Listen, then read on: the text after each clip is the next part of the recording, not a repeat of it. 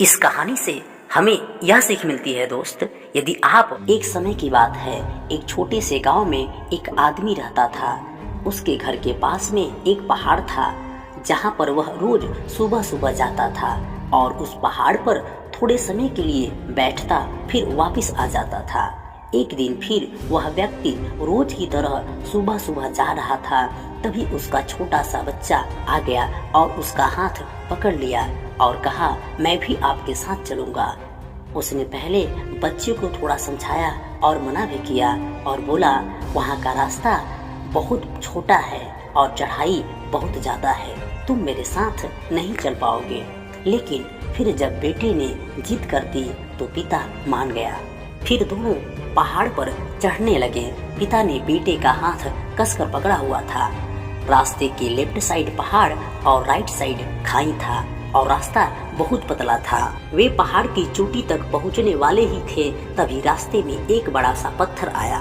पिता रोज उसी रास्ते से आता था और उसे पता चला कि वहाँ पत्थर है और वह साइड से निकल गया।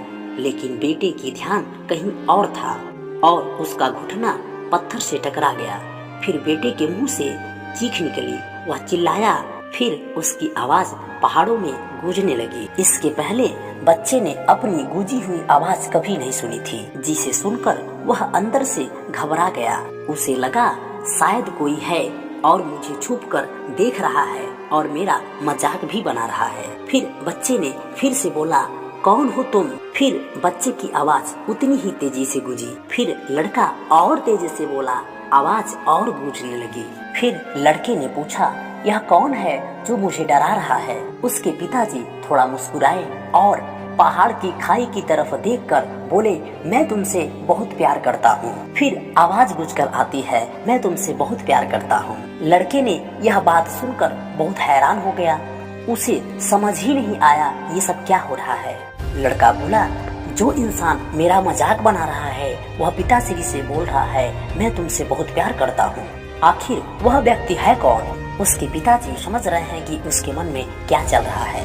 फिर पिताश्री ने बोला, तुम बहुत अच्छे हो। आवाज फिर गूंजी, तुम बहुत अच्छे हो। लड़का यह बात सुनकर हैरान सा रह गया। फिर लड़के ने पूछा, आखिर पिताश्री ये है क्या?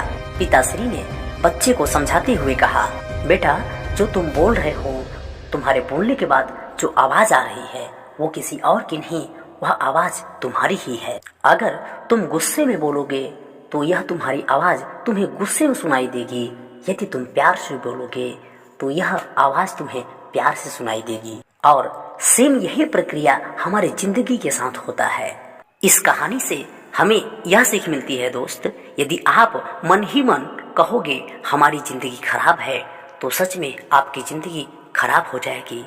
और यदि आप अपनी जिंदगी से प्यार करोगे, खुश रहोगे, तो यह जिंदगी भी आपसे प्यार करेगी और आप अपने जीवन में हमेशा खुश रहेंगे।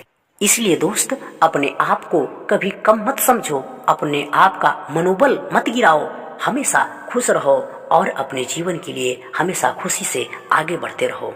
तो चलिए दोस्तों, आपको सकारात्मक बनाए रखने के लिए मेरी इस कोशिश को लाइक और चैनल को सब्सक्राइब जरूर करें। मिलते हैं अगली वीडियो में, तब तक के लिए धन्यवाद।